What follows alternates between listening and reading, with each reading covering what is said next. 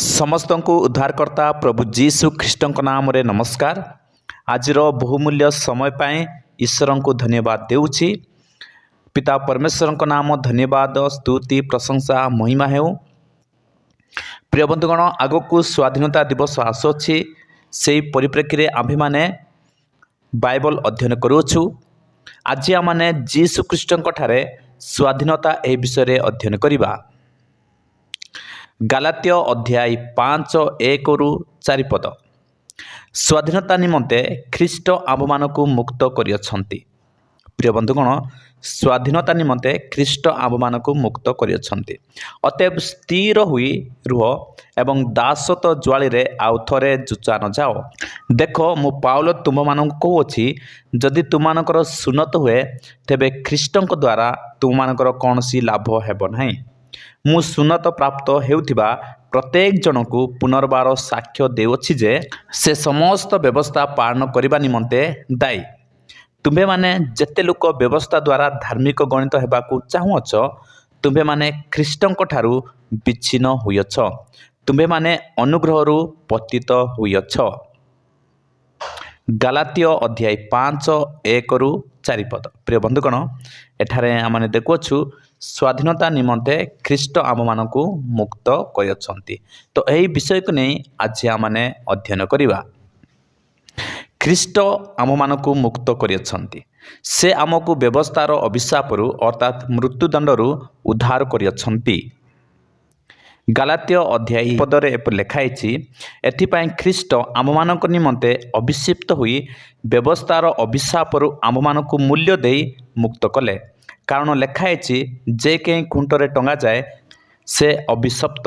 प्रिय बंधुगण, जीशु ख्रीष्ट आम्भमानंकु व्यवस्थार अभिशापरु मूल्य देई मुक्त करियछंती।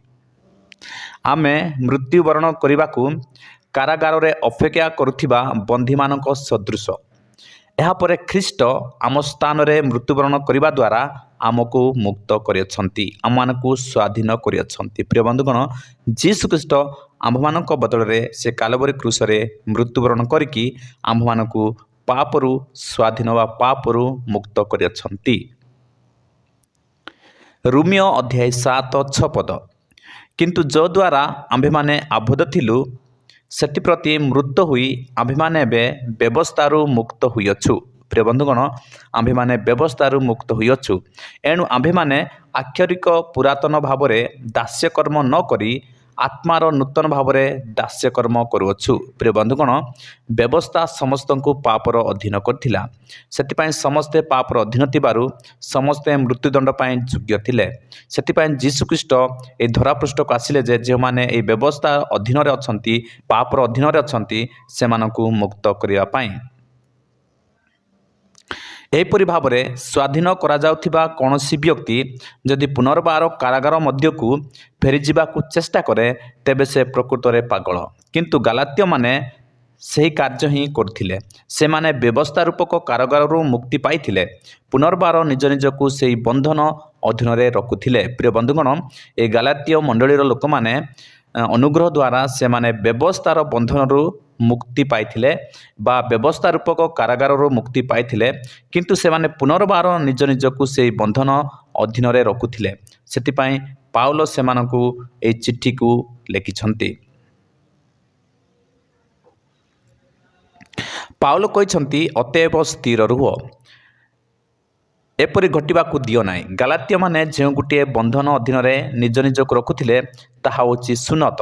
सुनत हेबा भूल नुहे। जदि जिहुदी ख्रीष्टान अछंती ताहाले से माने सुनत हेबा भूल नुहे, किंतु परित्राण पाइबा पाई सुनत हेबा आवश्यक बोली भाबिबाटा भूल अटे। एपरि शिक्षा देबाटा मध्ये भूल अटे। आमे सुनत द्वारा किंबा व्यवस्थार कोनोसी कार्य द्वारा परित्राण पाई पारिबु बोली जदि आम्भे माने भाबु, तेबे आम्भे ख्रीष्टଙ୍କ कार्यकू मूल्यहीन करि देउ। प्रिय बंधुगण, सेटारे अनेक कहूथिले जे व्यवस्था एवं सुनत द्वारा ही परित्राण प्राप्त हेबो बोली। एही शिक्षा सेमानकर भूल शिक्षा थिला। किंतु आमे जीशु ख्रीष्टଙ୍କୁ विश्वास करिबा द्वारा आम्भे माने परित्राण पाइअछु। आमे ख्रीष्टଙ୍କୁ अस्वीकार करिथाउ जदि आम्भे माने व्यवस्था एवं सुनत द्वारा परित्राण पाई भावु बा विश्वास करूँ ताहले आम्भेमाने ख्रीष्ट को अस्वीकार करिथाउ। आ ख्रीष्ट को ग्रहण करिबारे कौनसी मूल्य रहे ना। जदि आमने व्यवस्था द्वारा उद्धार प्राप्त हेबा, व्यवस्था द्वारा परित्राण प्राप्त हेबा, ताहले ख्रीष्ट को विश्वास करिबार बा ग्रहण करिबार कौनसी मूल्य रहे ना। जदि आमे केवल ख्रीष्ट ठारे विश्वास स्थापन करूना तेबे से आमको रक्षा करिवे नाही। प्रिय बंधुगण, आमे ख्रीष्ट और तत्संगे संगे व्यवस्था द्वारा परित्राण पाई न थाउ, मात्र आमे केवल ख्रीष्ट द्वारा परित्राण पाई थाउ। प्रिय बंधुगण, आम्भे माने केवल ख्रीष्ट द्वारा जीशु ख्रीष्ट द्वारा परित्राण पाई थाउ। परित्राण पाइबा हेले केवल जीशु ख्रीष्ट ठारे विश्वास करिया पड़िबो। किंतु एही जिउती ख्रीष्टान माने से माने ख्रीष्ट ठारे मध्य एवं व्यवस्थारे मध्य विश्वास करिया पई लोक मानकु शिक्षा देउथिले, ता सहित सुन्नत करिया पई मध्य शिक्षा देउथिले, जहा कि भूल शिक्षा अटे। मात्र आमे केवल ख्रीष्ट द्वारा परित्राण पाऊ। पाउल गलातिया मानकु यह स्मरण कराई देइछंती जे सुन्नतर कौनसी मूल्य नाही। जदि व्यवस्था द्वारा परित्राण पाइबा निमंते से माने आशा करथांती, तेबे सेमानकु व्यवस्थार किछि अंश नुहे, मात्र समस्त व्यवस्था पालन करिवाकु हेबो। सबु समय प्रत्येकटी व्यवस्था यथार्थ रूपे पालन करिबा असंभव अटे। गलातिया अध्याय 2 15-16 एवं 3-10 मध्ये आपण माने पढ़ि पारिबे। व्यवस्था व अनुग्रह परस्पर विरोधी करती। गलातिया माने व्यवस्था व अनुग्रह को एकत्र मिसाई पारिबे नाही। गलातिया माने धार्मिक गणित होइछंती व अनुग्रह द्वारा परित्राण पाइछंती, किंतु वर्तमान से माने निजस्व कर्म व प्रचेष्टारे व्यवस्था उपरे सेमानकर विश्वास स्थापन करिबाकू आरंभ करथिले।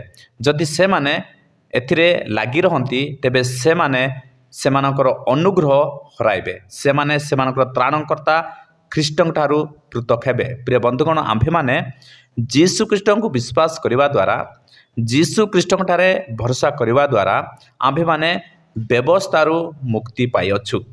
व्यवस्था समस्त को पापर अधीन करे एवं व्यवस्था को कहीं भी पूरण करि पारिबो नाही। सेतिपाई जीशु ख्रीष्ट एथिपाई जन्म नेले जे से आम मानक ए व्यवस्थारू बा व्यवस्थार दंडरू आमनकु मुक्त करिबा पाई। प्रिय बंधुगण, केवल जीशु ख्रीष्ट ठारे प्रकृत स्वाधीनता रही अछि। जदि आमे जीशु ख्रीष्ट को विश्वास करिबा, ताहाले आमने पापरु स्वाधीन प्राप्त हेबा, शैतान बंधनरु स्वाधीन प्राप्त हेबा एवं आमनक जीवन रे शांति, आनंद एवं आशीर्वाद आमने पाई परिबा। प्रिय बंधुगण, आज रही वाक्य द्वारा ईश्वर आम मानकु आशीर्वाद करंतु।